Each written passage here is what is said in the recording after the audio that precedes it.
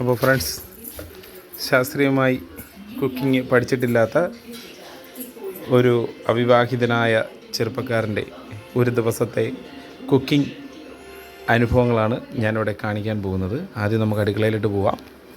അപ്പോൾ നമ്മൾ റൂമിലോട്ട് കയറി അടുക്കളയിലോട്ട് പോവുകയാണ്. അപ്പോൾ നമുക്ക് എന്തൊക്കെയാണ് ഇവിടെ കുക്കിംഗ് എന്ന് നോക്കാം. അപ്രതീക്ഷിതമായിട്ടാണ് കേട്ടോ.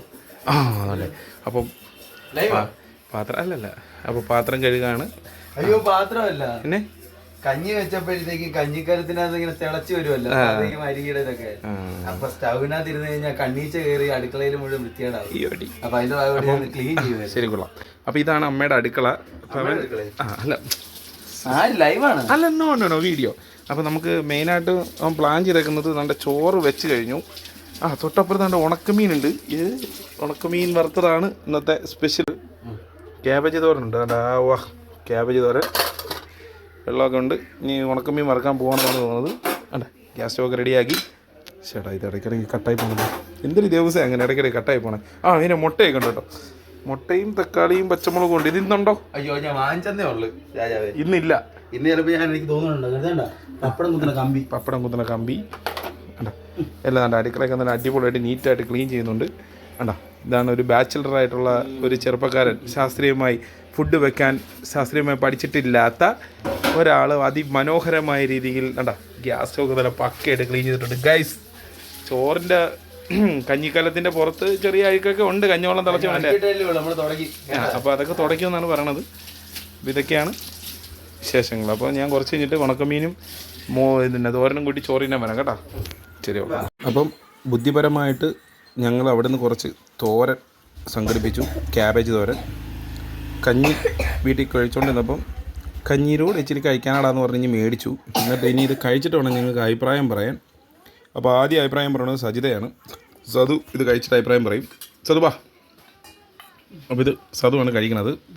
കഴിച്ചിട്ട് സത്യസന്ധമായിട്ടുള്ള അഭിപ്രായം പറയണേ.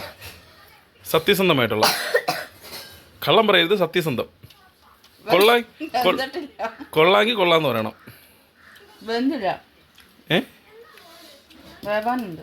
അത് മതി. എന്നാൽ ടേസ്റ്റ് എങ്ങനെയുണ്ട്?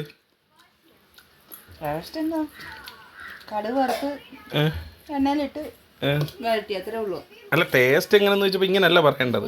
നീ മാറിയില്ലേ? നിനക്ക് അല്ലെങ്കിലും അവൻ വെക്കണ കറി ഇഷ്ടമല്ലെന്ന് നീ പറയത്തുള്ളൂ. വൈരാഗ്യം. വട വെക്കണപ്പാ. അടുത്തത് അനന്തകൃഷ്ണനാണ് കഴിക്കാൻ പോകുന്നത്. സത്യസന്ധമായിട്ടുള്ള അഭിപ്രായം പറഞ്ഞ മക്കളെ.